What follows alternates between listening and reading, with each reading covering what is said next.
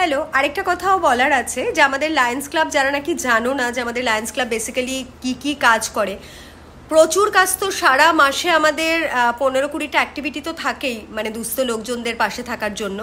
তো আমরা মণিপুর সুন্দরবনে একটা গ্রাম আছে মণিপুর বলে, সেখানে আমরা লঞ্চে করে গেছিলাম, গিয়ে আদিবাসীদের জন্য আমরা 2টো বাথরুম তৈরি করে দিয়েছি আমাদের ক্লাব থেকে, লায়ন্স ক্লাবের তরফ থেকে। কেননা বাচ্চা বাচ্চা ছেলেমেয়েরা ওরা মাঠে ঘাটে মানে মলত্যাগ করতো, ওদের বাথরুম ছিল না, বাথরুম দেওয়া হয়েছে। রিসেন্টলি 26শে এপ্রিল আমরা একটা ডান্সাথন বলে ইভেন্ট করছি, যেটা নাকি পুরো ফান্ডটাই যাবে একদম গরিব বাচ্চারা যারা ক্যান্সার এফেক্টেড, যারা নাকি নিজেদের ট্রিটমেন্ট করার টাকা পয়সা নেই, তাদেরকে সাপোর্ট করা হয়।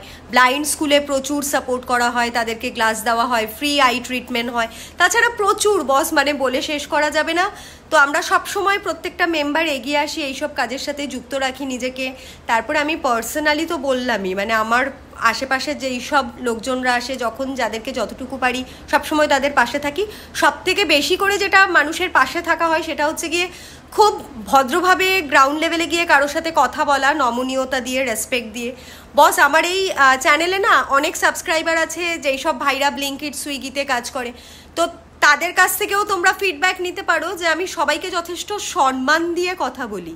তো as a human being I am like that. আমরা রেড লাইট এরিয়ার বাচ্চা কাচ্চাদের জন্য প্রচুর কাজ করি। এরকম অনেক রেস্কিউড বাচ্চা কাচ্চারা আছে যারা নাকি আলাদা করে তাদের এডুকেশনের জন্য কেউ একজন আলাদা একটা সংস্থা খুলেছে, তো সেখানে গিয়ে আমরা অনেক কিছু কন্ট্রিবিউশন করি। তো এরকম প্রচুর কাজ আছে, প্রচুর মানুষের আমাদের মানে পাশে থাকাটা আমাদের কর্তব্য। তো সেগুলো তো সবসময় ফলাও করে বলার কিছু হয় না। হ্যাঁ, কিছু প্রোটোকল অনুযায়ী ইনস্টাতে প্রচুর পোস্ট আছে, তো ডেফিনেটলি তোমরা ওখান থেকে দেখতে পারো। তো এই আর কি। আর অ্যাজ আ পার্সন আমি একটু প্রচণ্ড ভগবানে বিশ্বাসী, ভালোবাসাতে বিশ্বাসী। তো এরমভাবেই জীবনটা চলছে আর কি। কাউকে খুব একটা ঠকিয়ে বা হার্ট করে চলারে আমি খুব একটা বিশ্বাস করি না।